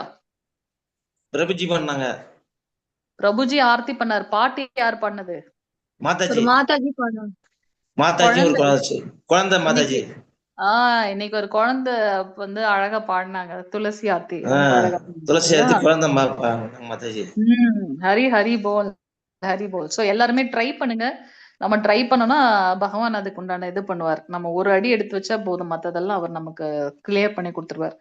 பாருங்க, பிரபுஜி வந்து காலங்காத்தால அட்டன் பண்ணிருக்காங்க. குமுத ரவி மாதாஜி வராங்க, நான் பாத்திருக்கேன். வேற யாரெல்லாம் அட்டன் பண்றீங்க? எல்லாரும் ட்ரை பண்ணுங்க. ஓகே, நீங்க காலையில பாக்குற மாதாஜி ட்ரை பண்ணுங்க. பாக்கணும் எல்லாரும் பாக்கணும். ஹரே கிருஷ்ணா. ஒண்ணும் பண்ண காலையில எந்திரிச்சு நீங்க பிரஷ் பண்ணிட்டு ஃபேஸ் வாஷ் பண்ணிட்டு கூட அந்த பக்தர்கள் கூட நீங்க இருந்துட்டு அந்த இது சாண்டிங் வந்து நமக்கு வந்து 6 மணி வரைக்கும் அவங்க சொல்லியிருக்காங்க. நீங்க பாருங்க, 5:30க்கு நமக்கு தமிழ் பாகவதம் கிளாஸ் வேற இருக்கு. நேத்து மாதாஜி உங்களுக்கு எக்ஸ்பிளனேஷன் கொடுத்தாங்க. நாளைக்கு வந்து நம்மளுடைய தமிழ் லாங்குவேஜ் இருக்கு இல்லையா, நமக்கு 13 லாங்குவேஜ்ல கிளாஸ் போயிட்டு இருக்கு இஸ்கான் பெங்களூர்ல. தமிழ் லாங்குவேஜோட லீடர் வராங்க நாளைக்கு, நம்மளுடைய ஆன்லைன் கிளாஸ்க்கு வருவாங்க. அவங்க வந்து உங்ககிட்ட இன்ட்ராக்ட் பண்ணுவாங்க. ஏதாவது உங்களுக்கு எதனா கிளாஸ்ல ஏதாவது இம்ப்ரூவ்மெண்ட் பண்ணணுமா என்னன்னாலும் நீங்க அவங்க கிட்ட ஓப்பனா பேசலாம் நாளைக்கு. சரிங்களா? உங்களை எல்லாம் பாக்கணும்னு ஆசைப்படுறாங்க. அதனால நாளைக்கு அவங்க வராங்க. ஓகே, ஹரே கிருஷ்ணா.